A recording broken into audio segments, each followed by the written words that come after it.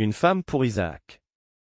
L'histoire de la femme d'Isaac se trouve dans le livre de la Genèse, et elle commence avec Abraham vieillissant. Abraham était maintenant un très vieil homme et sa femme Sarah était décédée. Elle a été enterrée dans une grotte à Mamré et à Hébron, dans le pays de Canaan, qu'Abraham a acheté aux Hittites.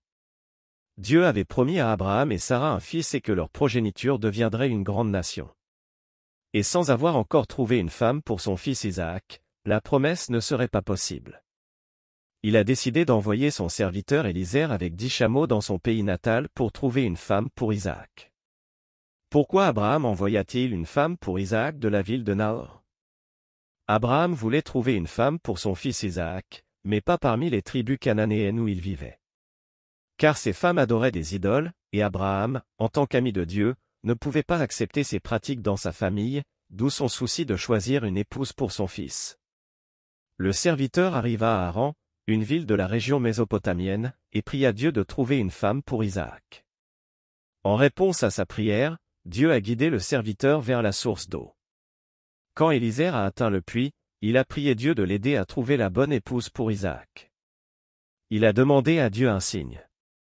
Rebecca, qui était la fille de Bethuel et la nièce de Laban, semblait remplir leur cruche d'eau. Rebecca vit que l'homme venait de loin.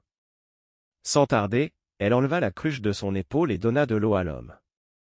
Ce n'était pas juste une gorgée d'eau fraîche, mais assez pour étancher la soif.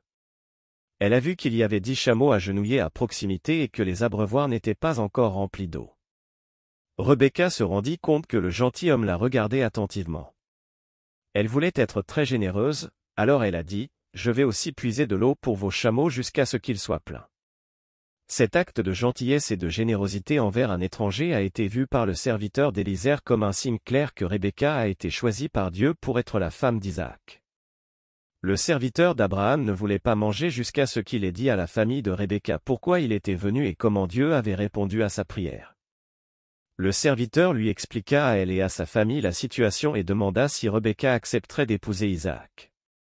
Le père de Rebecca, Bethuel, répondit, « Cela vient du Seigneur.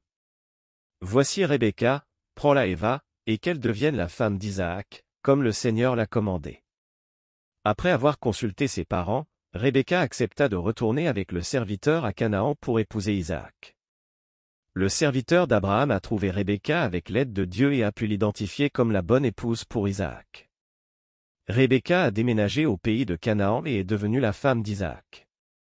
Ensemble, ils eurent 2 fils, Ésaü et Jacob.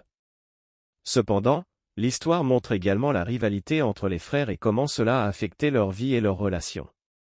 Mais c'est une autre histoire. Conclusion, cette histoire nous montre l'importance de la foi et de l'obéissance à Dieu, ainsi que l'importance de trouver le bon partenaire. Si vous avez aimé cette vidéo, abonnez-vous à notre chaîne, laissez un like et partagez avec vos amis.